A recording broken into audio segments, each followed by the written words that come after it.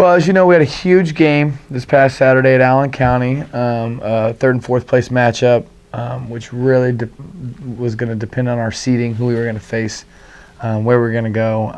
And so we had an offensive explosion, essentially. We weren't as tuned in defensively as what we would have liked, and we gave away some soft goals. And so players like Meg Dwyer, who scored the equalizer after we were done 1-0. Marilla Adjabijanow scored an equalizer after we got done 2-0, or 2-1 rather. And then, of course, Andrea Compere scores her 12th goal of the season to give us the game winner. Does it in the 80th minute. And so our defense was strong. Please don't get me wrong in that, but we did allow 2 goals, so I can't really brag too much about what we did defensively.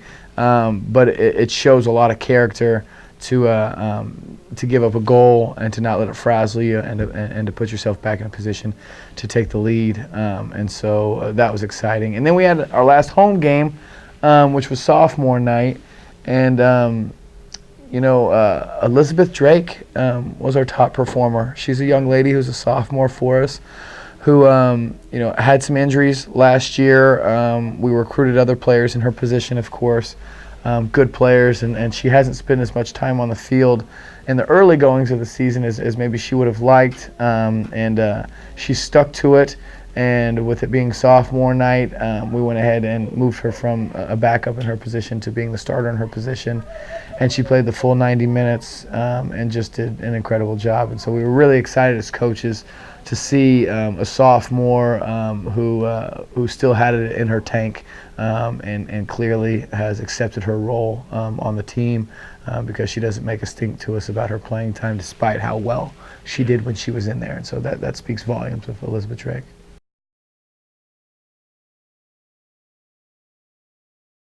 It's different this year than it ever has been, because for the first time we'll face a team in the postseason that we haven't seen in the regular season. And so, but it's the usual suspects in a lot of different regards.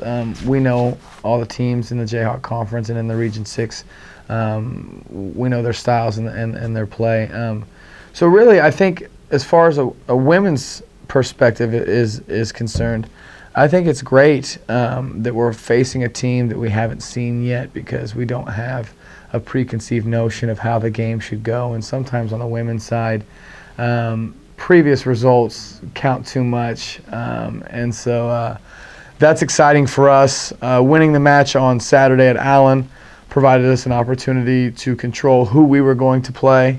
And it reduced our travel a little bit and put us in a position to where I feel as a women's program that we have everything necessary to win that match on Saturday. And so preparation outside of what we expect and should expect from a team every year, then it goes to film and reaching out to some of our Western counterparts and getting some footage and some tips over some things that they've seen out there. And we've actually been following Hesston for about 3-4 weeks now.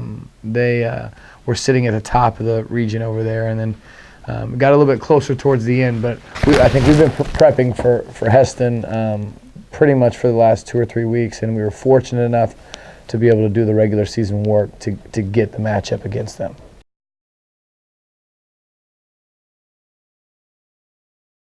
The bracket is set for the whole Region 6 tournament at this point, and so the first round is played at the higher seeds, and that is on Saturday the 29th.